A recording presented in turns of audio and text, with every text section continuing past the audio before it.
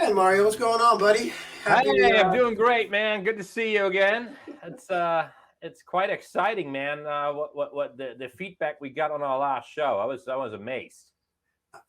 I'm still in a bit of a shock. I didn't think that many people were interested in this kind of information, but Hmm. these are true things that are happening. But let's also be realistic. 85% of our viewers are coming from LinkedIn. I've got over 3,000 followers. Young Freight Forwarders has like 10,000 followers. You have a couple of thousand followers. So I mean, it's good. I think people want to know, and it's kind of Yeah. nice to have this platform to just be able to just to discuss the issues and the challenges. No, And I agree with you 100%, and it's amazing that we hit almost 13,000 views and a little bit over a week. So we would have never thought that. So thanks so much, everyone who's watching this. Super excited to obviously keep going here for you guys. So.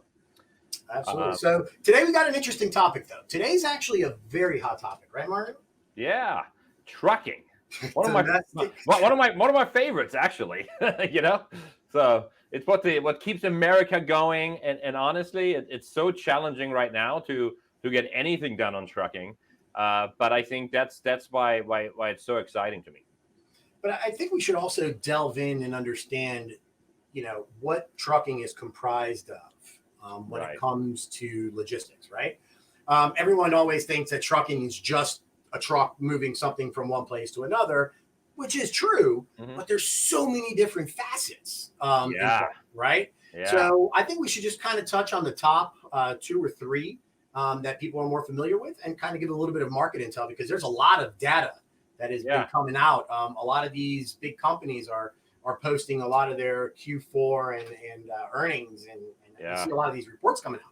So, Yeah, I, and I I did my homework on this one, so I'm excited to share that. So why don't we start from small to big? Let's go from LTL all the way to full truckload, and then let's talk a little bit of drayage. I think that's great. Yeah. Yeah. So LTL, I think is a great tool if you don't have enough cargo to be moving on a full 53 footer, or if you don't want to spend the kind of money on dedicated trucking.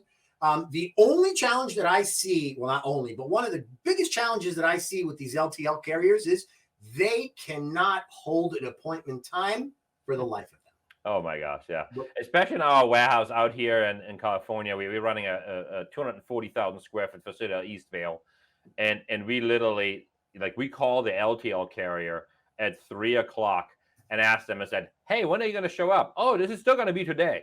We call them again at 5 o'clock. I'm like, "Hey, are you still going to?" "Yeah." "Well, by the way, how long are you open today?" I'm like, "Well, we're closing at 5, but yeah, I don't think it's going to happen today." And I spoke to a couple of my LTL carriers. Why is this happening? Right. So the problem is the driver has a route, right? So they get assigned a certain amount of stops, right? So let's say this particular driver has like 20 stops, right? The problem is they start in a certain part of town, and depending on where they go, they get to you. Let's say your part of town is always last. That means your pickup is always going to get missed, Yep. which is kind of crazy to me. So And the thing that I hear a lot from people is that they don't give you a time. Like they don't give you a never. set time. So if you're going to be scheduling LTL, how it's like if you get like service come to your house, they tell you, oh, between 8 and 12 or 12 and 5. Right. I mean, they have to understand that there's costs involved in this. Yeah, That's a big absolutely. problem. Well, and honestly, we have started switching to some of the bigger carriers, which normally I like to support the little guys, right? But we've been doing a lot of business with the FedExes and UPS freight and so on, because at least I feel like there's a little bit more reliability there. Yeah. So it's really unfortunate that they have to go that route. But Mitch, how are you going to get your LTLs done right now? Are you using a specific platform, or what are you doing? I try to be honest with you, I steer away from LTL. Oh, okay. And the reason I steer away from it is just it's just too many variables in that equation. Yeah. If something goes wrong with something, it holds up a whole shipment. Yeah. It's just so much, and a lot of these clients really want time definite answers, Right. and I can't give it with LTL. No, So I just can't. so one of the things that we have done, and actually I had the same approach, right? I said, oh, LTL is just a pain. I don't want to deal with it. And then when we launched our distribution side of the business, unfortunately, like 90% of my shipments right now are LTL. So I had to like figure out a way how to do it. And I got to say though, the cool part is what I like about LTL, and I wish it would be more available on full truckload, is how many online platforms there are where you can compare pricing between 7 or 8 carriers, right? So there's a lot of different ones out there, and yeah, if anybody's interested in knowing what they are, like please do a little comment and we'll post stuff in there. But I think that's the cool part, right? That in a second I can find out from a pallet from Arizona or from California to Arizona in 3 seconds. I know I have 5 different prices from like 8 different carriers. So. Yeah, but there's also the one factor that really confuses people on LTL, and that's the classification of the freight. Oh my gosh. So, you have some people classifying freight completely different. Then you Yeah. have your own way of classifying freight. And by the time you get it to the carrier, next thing you know, it's at their facility, it's reweighed, it's redimmed, and then all of a sudden you have a completely different rate, a totally different price. Which is a big problem, right? What I Yes. do like, some of the online softwares now use dimensions and weight to come up with the class, which that's been really nice for me, because especially when I was new to the LTL stuff, like people would ask me what class it is, and I had to tell them, I said, I have no idea. So I really had to like call people up and like, hey, what class does it normally move at? But some of the online platforms now have it where you plug it in and it automatically calculates the class, which is super helpful.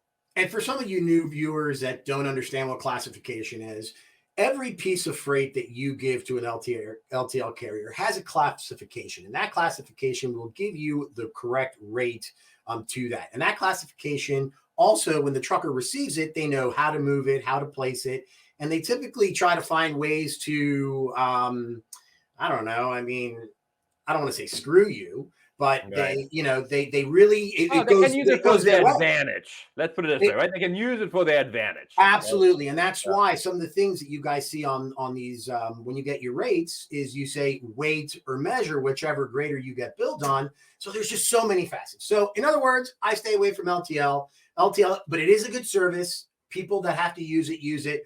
I just don't feel that a lot of the carriers have really earned the size in their LTL. I think it's all based, again, Right. on acquisition, primarily with like Town Air here in the Midwest, Town Air and Forward Air. Forward Air only became enormous because they bought the Town Air, and then they started just gobbling up market share. Their service is okay. They have a couple of good things here. It's okay. But at the end of the day, there's none that actually grown due to service, like good service. I have not heard one person saying that they love working with LTL and they never have any issues. And if you do, comment below, and I'd love to have you on. What do you think? Yeah, I think it's a great idea. All right, so we don't want to beat a dead horse. So LTL, all right, it is what it is. But let's go to the one that really does move a lot of the goods, for the majority of these big companies, and that's the full truckload. So let's start with, let's just talk about rates. Okay, I know that rates is the first thing people start to really knock on when it comes to domestic trucking, right? Right. So let's figure out why this is happening. Do you agree we have a shortage? Yeah, I mean, don't you have a statistic? Don't you have a statistic of how many? What's the average age? Yeah, so we did a little bit of research on this, and we talked to some of our big trucking friends, and I mean, the average truck driver right now is 56 years old, right? Which that's pretty. I mean, yeah, they still got 10 years to work, right? But the problem, obviously, what puts a lot of pressure on the drivers is all the health requirements now, right? That they need to pass, right?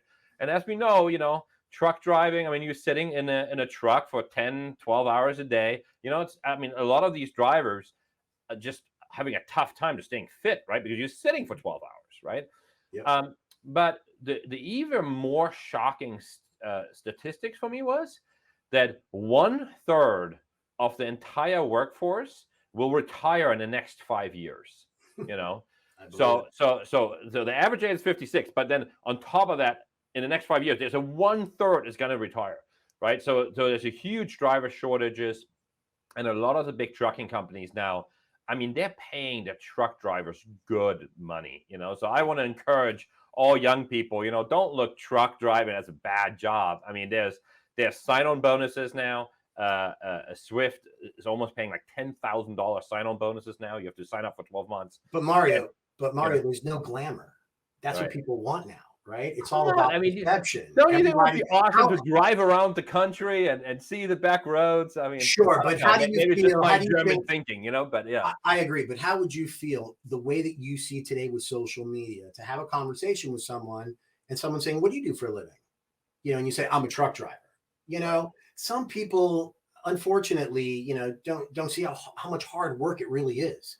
Yeah. Back in the days, in the 60s and 70s, I mean, it was excellent and awesome. There were tons of things and advantages and perks of being a truck driver.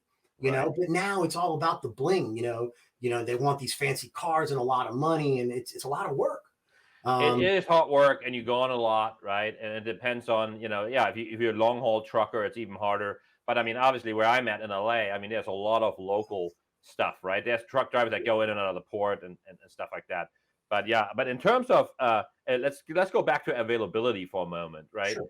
I mean, it's pretty crazy that the phone calls I get from some of my clients that say, I need to load a truck this week going to, Nevada, for example, or Texas. And I mean, first of the pricing, how high it's gotten, right? I mean, for a truckload from LA to New York, I remember they were at $3,000-$4,000. Now they're 10 to 15, right? I mean, that's crazy, and the availability is simply not there, which is crazy. But also reflected, just very quickly, I want to touch on that, how big some of these bigger trucking companies, how much they have grown in revenue, right? Isn't that crazy? Like I looked up Swift Q3 2020 versus 2021, right? Revenue growth by 35%, profit growth by 61%, right? So they doubled, like comparing to the revenue growth, right? C.H. Robinson, which is obviously more of a broker, right? Yep. 48% revenue growth, 84% growth in profit, right? So they grew to 84.77% growth last year versus only 5.9% the year after, or the year before, sorry. The year before. Which is crazy. Yeah, you're absolutely correct. I think that the trucking market in 2021 was amazing. I mean, if you were in domestic transportation in 2021 and you did not make a lot of money, you were doing something very, very wrong because 2021 was an incredible year. But you were saying that how big these trucking companies are getting. Canada Basin or Bison Transportation. Okay, they acquired full truckload Hart Transportation, and that was just recently. Right. Schneider National acquired MLS, which is Midwest Logistics, for an undisclosed sum. And the one that really caught me off guard, being that it's such a booming market, like you were talking about, C.H. Robinson, these brokers, the president of XPO, after 10 years, Troy Cooper, is stepping down. Right. That doesn't make sense to me. I No, think it doesn't something's make sense happening. to me either. Because I think he's done a great job with XPO. I'm amazed by how much they have grown and how aggressive they are. I personally don't use them much, so I can't really tell you how the customer service is and stuff like that. But it's amazing. Yeah, it's absolutely incredible, and not only that, but a statistic that just came out yesterday was that their truckloads are actually up this week 25 or 27.5%. Yeah. So I believe freight it. is moving, and it is Yeah, moving freight is quickly. moving, prices are high, and what can you do as a freight forwarder or a shipper to secure it? I still love supporting the little guys, Yes, like absolutely. find your, especially if it's the same runs, like we deliver to Reno every week, right? And Yep. and we're using the same mom and pop shop, Mhm. all these years. And I think that's just got to be the focus, support the little guys because they will take care of you. They Absolutely. just want consistent work, right? And that's Absolutely. the biggest thing. And they're not going to price gouge you. I mean, yeah, they should get more paid. So be fair about what you pay your guys. If a local independent guy is 30% below the big guys, pay him an extra 10 or 15%, right? And that's Yeah. exactly what we do. We go out to the market, we see how expensive something is, and if our local guys can get it done cheaper, right? We tell them, hey, this is what the market is, and we're going to pay you a little more. So Yeah, those are you got to start working with your trucker now. It's not a cutthroat deal anymore. I really No. don't. Now, No, you got to treat them as partners, yes, right? And that's what we always say. That's all we always say. We try to treat all our vendors as partners. You know? Yes, and that's what we try to do, right? But at the Mhm. end of the day, Mario, you know as well as I do, we love working with people, but it's got to make sense. Yeah. Right? It's got to make sense. So let's move into another part of domestic trucking that is something that I is very close to me, and I really love, and that's the differences between a carrier and a broker. There's a lot of confusion out there. Mhm. I do get a lot of these manufacturers and even some forwarders that don't work with brokers because the ones they think that if we use brokers, they could increase their yields. And we're noticing now that that's not the case because those companies are now trying to gobble up all these these small brokers because of their relationships they have with these carriers. So I don't want people to think just because you're a big name broker doesn't mean anything in these days. It's all on relationships. No, and that, yeah. Go ahead. The smaller brokers right now that have that competitive advantage over the big guys because they have better relationships. Yeah. You know what I'm saying? So I think that I think that people need to really start looking at multiple facets and not completely blocking out brokers because you do know there are some forwarders and some companies that won't use brokers. Yeah. I mean, when I worked for some of the big companies I worked for, they said, no, don't go to a broker. They make money on you. Right. But to be honest, I don't think you can run a business without a broker. Right. Because, you know, those relationships that they have built with these trucking companies over decades. Right. And especially if they had a good strategy for small brokers or small truckers, you know, they might be 50 or 60. A good broker, a medium-sized broker, let's say for you in Chicago, you know, you might support some of your local guys and you might be 30, 40, 50% of their business, right? So you're going to get a lot better customer service, a lot better treatment than some of these other guys. And honestly, especially the big asset-based truckers, you know, they many times just say, sorry, I'm busy, I can't do it, right? The broker always tells you, hey, let me find someone else that can handle it for you, right? So if you're asking for a one-stop shop, I mean, I'm a big believer in brokers. And I think in 2020 and 2021, I think brokers has gotten even so more important for our business, you know? And I think they're going to boom. I think they will boom.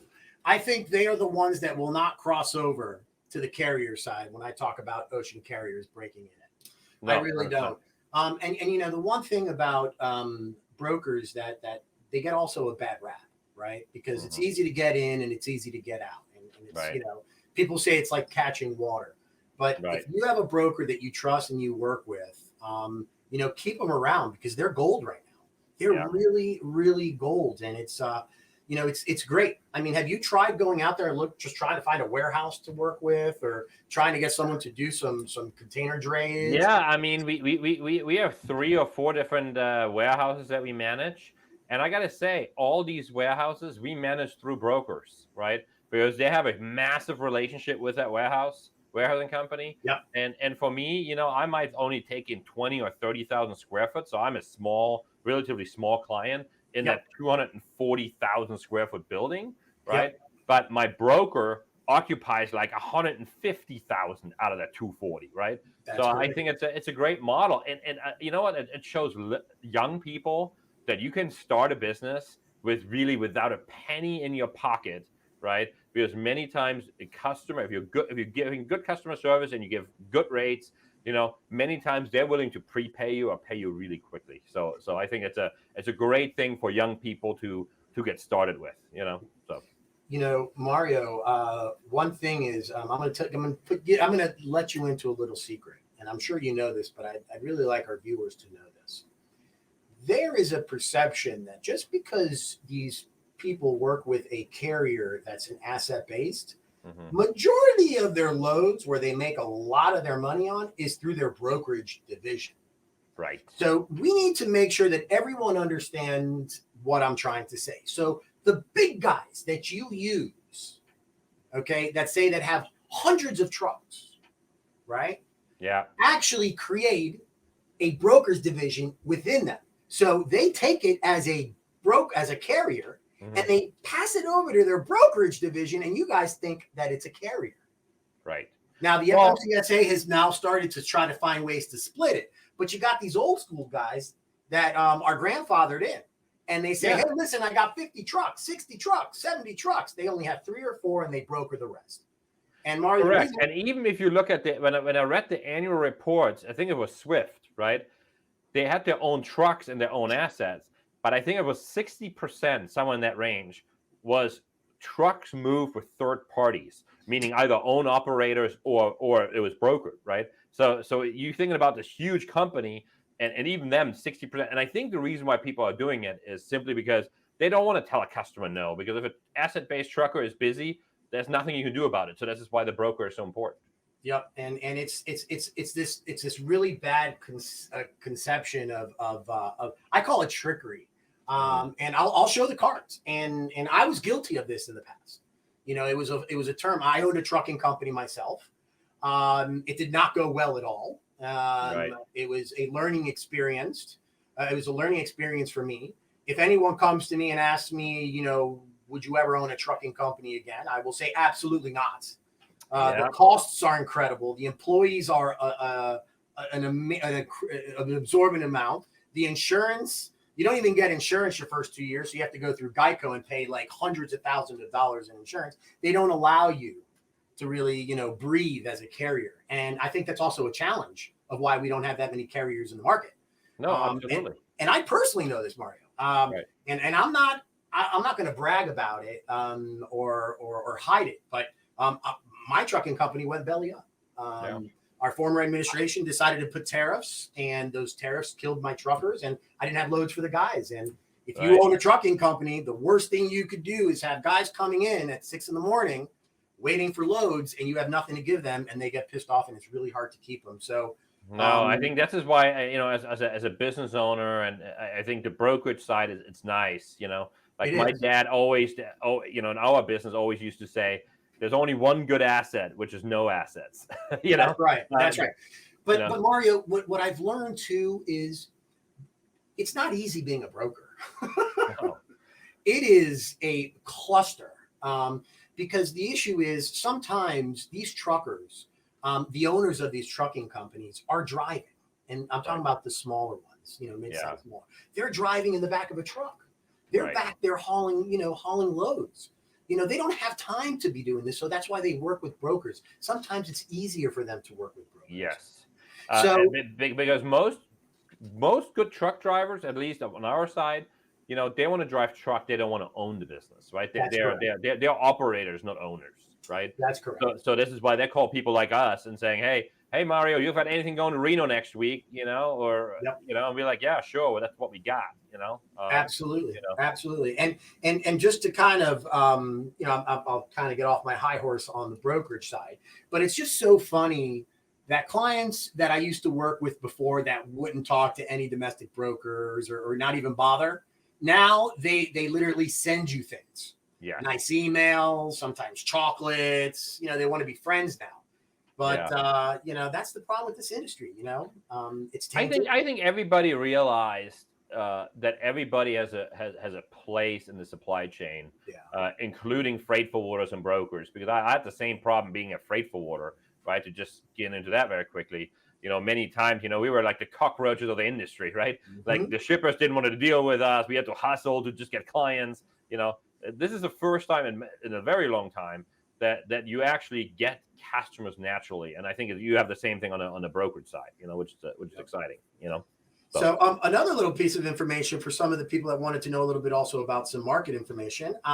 Right now, the truckers on the full truckloads, what we call OTR, over the road guys, are charging an average about $3.16 a mile, and that's typically for dry 53 footers. If you're looking to reefers, the market's paying about $3.66 a mile, just to kind of give you that piece of tidbit. Also, we do have a bit of a shortage. That's pretty much what they're saying is that for every 10 loads that are posted, we only have 2 trucks available. So there's a lot of stuff out there. Wow.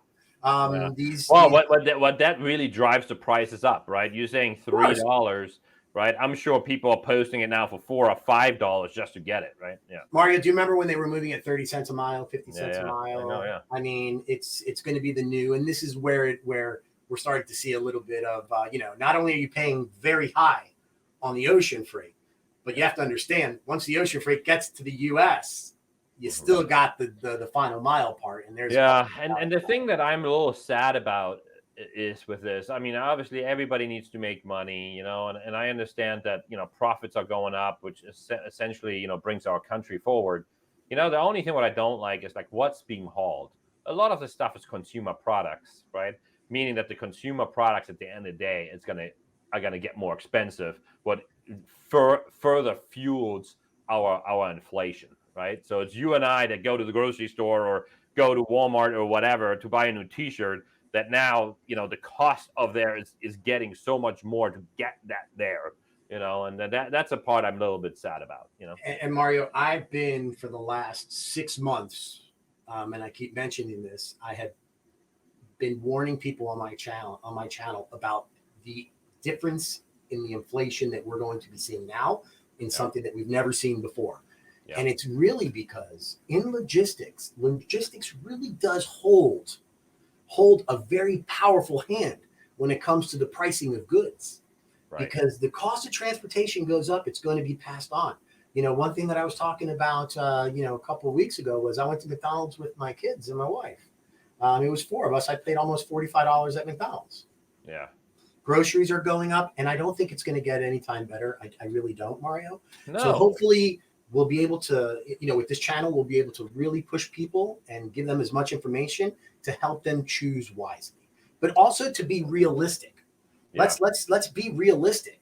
We need messages that need to go out to these manufacturers that the markets are changing. And unfortunately, what the manufacturers are doing are saying, oh my God, these rates are going so high, I'm just going to start trying to work your way around brokers and stuff like that. It's not going to work.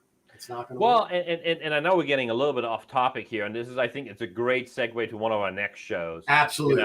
Which I think what's going to happen in the future, right? Because I think everybody is so scared about running out of supply that everybody's overbuying so much, right? And I think that's just partially why the ocean freight rates are high, why the truck rates are high. Like everybody says, oh, we don't want to be out. We don't want to be out. But what I'm scared about is that the inventory levels are starting to get so high right now that if things do slow down, I think it's just going to crumble, right? And I think that's something we should talk about next week. Next week is that, okay, what is the future going to hold? At least what I think or you think. I think we'll be. I think so too, and I think we should find someone also that may agree or disagree with us and bring them on and try to get a third view. And is what we're doing in logistics causing inflation? Is it causing discomfort? I think those are all great things to talk about. Absolutely, it's really exciting.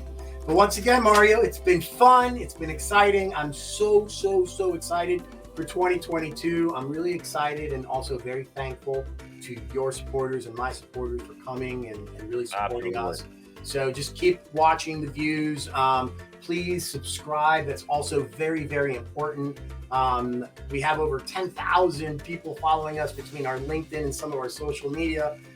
We just want to get 1,000 to 2,000 people to subscribe to the channel so we can get some more motion and teach people more about logistics. All right? Absolutely. All right, Mario. So I guess we'll see you next week, and let's just keep trucking along, huh?